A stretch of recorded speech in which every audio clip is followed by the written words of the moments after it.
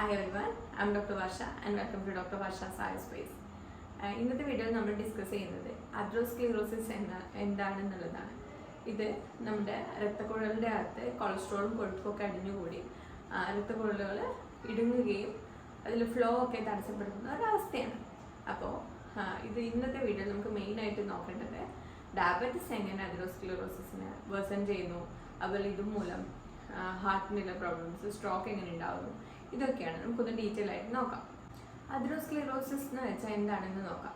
ഇപ്പോൾ രക്തക്കുഴലുകളുടെ അകത്ത് കൊളസ്ട്രോൾ, കൊഴുപ്പ്, കാൽസ്യം, അതുപോലെ അണുബാധ കോശങ്ങളൊക്കെ അടിഞ്ഞുകൂടി രക്തക്കുഴലുകളുടെ ഉൾഭാഗം ഇടുങ്ങുകയും അതുവഴി രക്തപ്രവാഹം മെല്ലെ മെല്ലെ കുറയുകയും ചെയ്യുന്ന ഒരവസ്ഥയാണ്. ഇപ്പോൾ പൈപ്പിൻ്റെ അകത്ത് മാലിന്യം അടിഞ്ഞു കൂടിക്കഴിഞ്ഞാൽ ആ ഒരു വെള്ളത്തിൻ്റെ ഫ്ലോ തടസ്സപ്പെട്ടില്ലേ, സെയിം അവസ്ഥയാണ് ഇവിടെ ഉണ്ടാകുന്നത്. ഡയബറ്റിസ് ഉള്ളവരിൽ ഇതെങ്ങനെ എഫക്റ്റ് ചെയ്യുന്നു എന്ന് നോക്കാം. നമ്മുടെ ബ്ലഡിൽ ഷുഗർ ലെവൽ കൂടിയിട്ടാണ് ഉള്ളതെങ്കിൽ അതിൻ്റെ ഉൾഭാഗം, രക്തക്കുഴലിൻ്റെ ഉൾഭാഗം കട്ടിയാവുകയും കൊളസ്ട്രോൾ അവിടെ ഒട്ടിപ്പിടിക്കാൻ കാരണമാവുകയും ചെയ്യുന്നു. ഇതുവഴി നമ്മുടെ കൊളസ്ട്രോൾ ലെവൽ കൂടുകയും അതുപോലെ തന്നെ ഇതിൻ്റെ ഫ്ലോ കുറയുകയും പിന്നെ ഈ കൂടിയ ഷുഗർ വഴി നമുക്ക് മറ്റു ബുദ്ധിമുട്ടുകൾ ഉണ്ടാവുകയാണ് ചെയ്യുന്നത്. അതുകൊണ്ട് തന്നെ ഹൃദ്രോഗ സാധ്യത 2 to 4 ടൈംസ് ഇത്തരം പേഷ്യൻസിൽ കൂടുതലായിട്ട് കാണപ്പെടുകയാണ് ചെയ്യുന്നത്. ഇൻസുലിൻ റെസിസ്റ്റൻസിൻ്റെ പങ്ക് നോക്കുകയാണെങ്കിൽ ടൈപ്പ് 2 ഡയബറ്റീസിൽ ഇൻസുലിൻ റെസിസ്റ്റൻസ് കൂടുകയും അതുപോലെ കൊഴുപ്പിൻ്റെ മെറ്റബോളിസം കുറയുകയാണ് ചെയ്യുന്നത്. മെറ്റബോളിസം കംപ്ലീറ്റ് ആയിട്ട് തകരുകയാണ് ചെയ്യുന്നത്.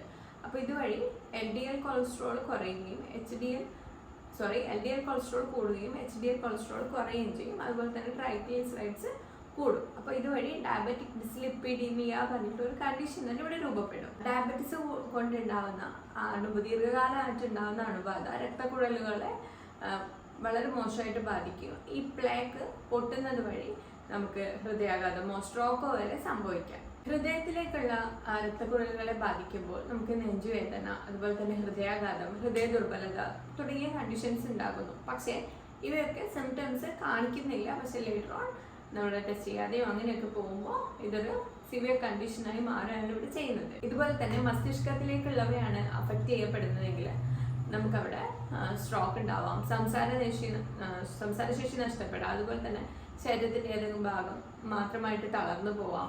അപ്പോൾ ചെറിയ വയസ്സിലെ തന്നെ യുവാക്കളിൽ തന്നെ ഈ കണ്ടീഷൻസ് ഉണ്ടാവുകയും പിന്നീട് ഇത് നമുക്ക് ട്രീറ്റ് ചെയ്യാനും അതുപോലെ തന്നെ കോംപ്ലിക്കേഷൻസ് കൂടുകയാണ് ഇവിടെയൊക്കെ ചെയ്യുന്നത്. കാലുകളിലേക്ക് അഥവാ പെരിഫറൽ ആർട്ടറി ഡിസീസ് എന്ന് പറയും. അപ്പോൾ ഇതുണ്ടാകുമ്പോൾ ഉണ്ടാകുന്നത് നമുക്ക് കാലുകളിൽ നടക്കുമ്പോൾ തന്നെ കാലിൽ വേദന, തരിപ്പ്, അതുപോലെ മുറിവുകൾ ഉണ്ടാകുമ്പോൾ ദീർഘകാലം ഉണങ്ങാതെ നിൽക്കുന്നതായിട്ട് കാണും. നമുക്ക് ഡയബറ്റിക് ഫുഡ് നമ്മൾ കുറച്ചൊക്കെ മുന്നേ ഡിസ്കസ് ചെയ്തിട്ടുണ്ടായിരുന്നു. അപ്പോൾ ഈ കണ്ടീഷൻസ് ഒക്കെ ഇതുകൊണ്ടാണ് മെയിനായിട്ട് ഉണ്ടാകുന്നത്. നമുക്ക് ലക്ഷണങ്ങളും ടെസ്റ്റുകളൊക്കെ നോക്കാം. നെഞ്ചിടിപ്പ്, ശ്വാസം മുട്ടൽ, കാലിലെ വേദന, അതുപോലെ തന്നെ ഹൃദയമിടിപ്പ് കൂടുക, ഇതുപോലുള്ള കണ്ടീഷൻസ് ഒക്കെ ഉണ്ടെങ്കിൽ നമ്മൾ മുന്നേ ഡിസ്കസ് ചെയ്തിരുന്നു. മെയിൻ ടെസ്റ്റുകളായിട്ടുള്ള lipid profile, HbA1c, BP monitor ചെയ്യുക, അതുപോലെ ഡോപ്ലർ ടെസ്റ്റ് ഒക്കെ പ്രോപ്പറായിട്ട് ചെയ്ത് കഴിഞ്ഞാൽ നമുക്കിത് കുറച്ച് മുന്നെങ്കിലും കണ്ടുപിടിക്കാൻ വേണ്ടി സാധിക്കും. നമുക്കിത് നിയന്ത്രിക്കാനുള്ള കുറച്ച് പ്രധാന മാർഗങ്ങൾ ഡിസ്കസ് ചെയ്യാം. മെയിനായിട്ട് വേണ്ടത് രക്തത്തിലെ ഷുഗർ ലെവൽ കൺട്രോൾ ചെയ്യാനുള്ള കാര്യങ്ങൾ ശ്രദ്ധിക്കുക എന്നുള്ളത് തന്നെയാണ്. പിന്നെ ഉറക്കം ശരിയാക്കുക, അതുപോലെ തന്നെ ഡെയിലി ഒരു 30 മിനിറ്റ് നടക്കാൻ വേണ്ടി ശ്രമിക്കുക.